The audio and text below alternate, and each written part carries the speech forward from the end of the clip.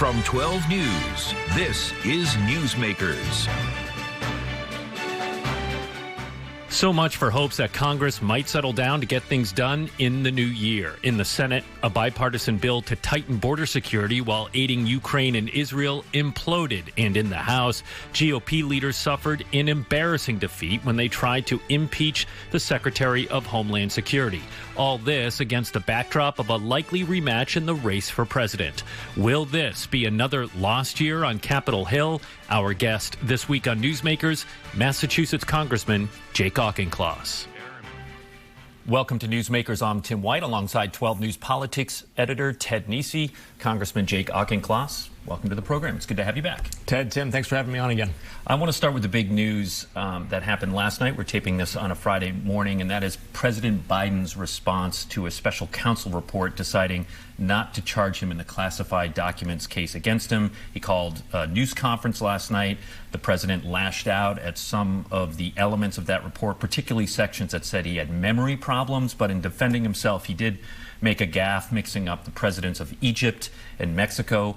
I'm curious if you have concerns about the president's mental fitness. I don't. I've spent time with the president and his senior staff. He's lucid, and we've worked together to accomplish some big things in the 117th Congress: infrastructure, gun safety, lowering health care costs.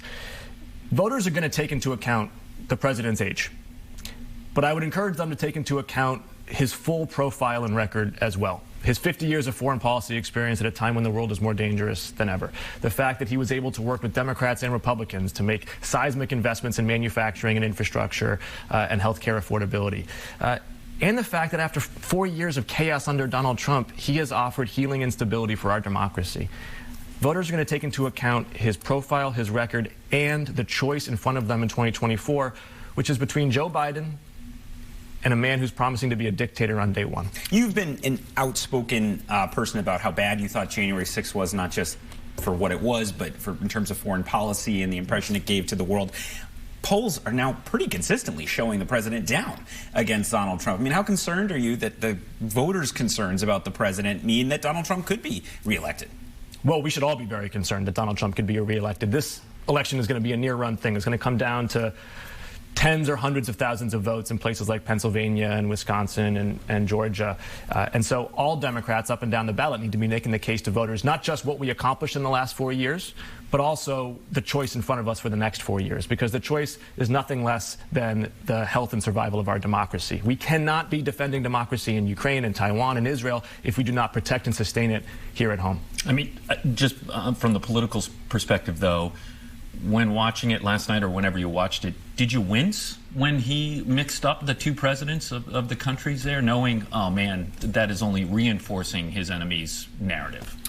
Yeah, Republicans and others are always going to jump on misspeaking from the president. And as I said, voters are going to take into account his age, but they also need to take into account his actual track record, which is that he came in at a moment when this country was facing the worst crisis in our democracy since the Civil War, the worst public health crisis since World War I, the most challenging economic situation since World War II. I mean, it's been 3 years now, so voters have put that in the rearview mirror. But let's remember what it was like in January 2021. This country was in a very hard spot. And under his leadership, we've come a huge way. This economy is booming right now. Inflation is going down. Job openings are going up.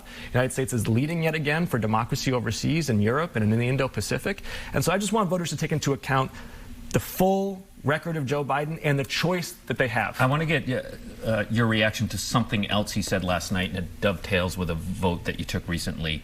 He said last night that the upshot was the attacks in Gaza have gotten out of control, basically. Is he right? I think that we need to support Israel as it defends itself and as it looks to demilitarize Gaza and eradicate Hamas, because Hamas is a terrorist organization that can have no place in post-war governance in Gaza.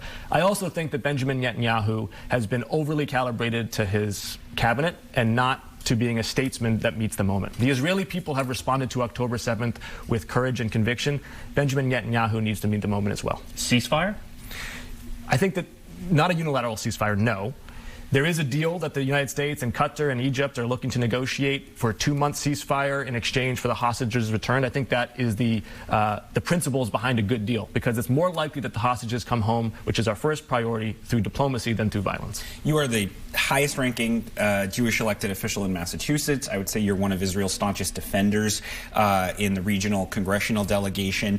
But the other night, you were also isolated because the Republican leadership, I want to explain this right, it's a little parliamentary stuff to it, but the Republican leadership in the House put on the floor a clean Israel-only aid bill, which the White House was making calls, it's been reported, and whipped against.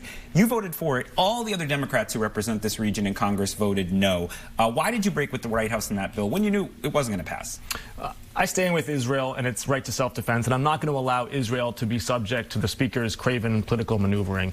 We need to support all our allies, though, Ukraine, Taiwan, Israel. The Senate is soon to pass a bill to do just that, and Speaker Johnson is going to have to bring it onto the floor if he wants to be able to face himself and face history in the years to come. Did you get a call from the White House? Did they try to convince you to vote the other way? I spoke with Democratic House leadership, and they understood where I'm at. They know I'm a huge supporter of Ukraine. They know I'm a huge supporter of Israel. And they also know that I'm a huge supporter of the border security package that, unfortunately, the Senate GOP and the House GOP worked together to torpedo.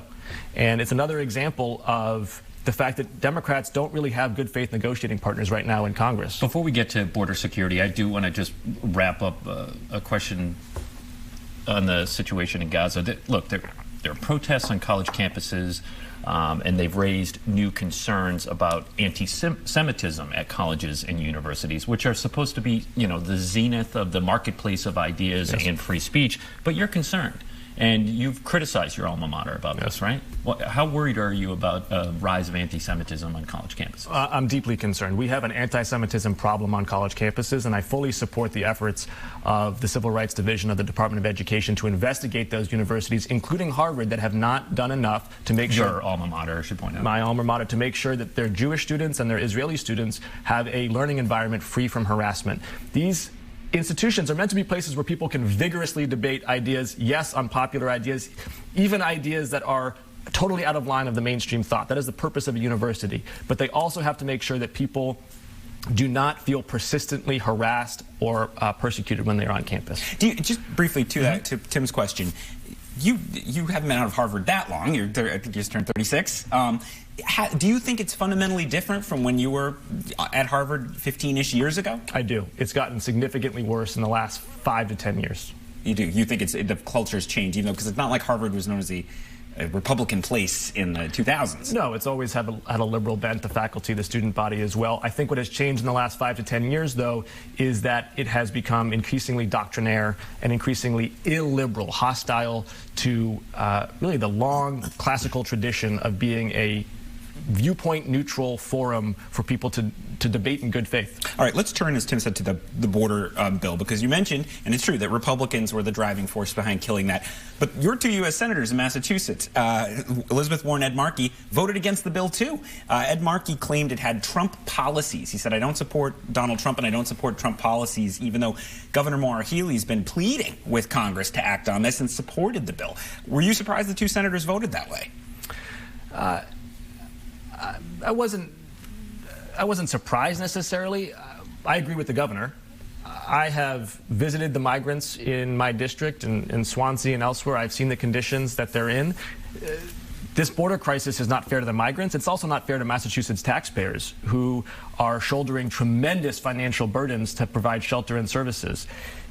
The genesis of this border crisis comes from the fact that the United States economy is incredibly strong. It's got a huge number of job openings, and there are 60 million people living south of the border earning $1 a day or less. And so they are surging across the border seeking economic opportunity, and I don't blame any single one of them. I would do the same thing with my 3 kids in similar circumstances. But the American people do deserve a secure border.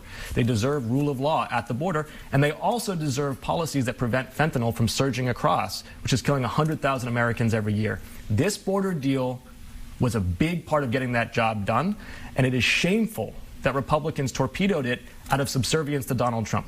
But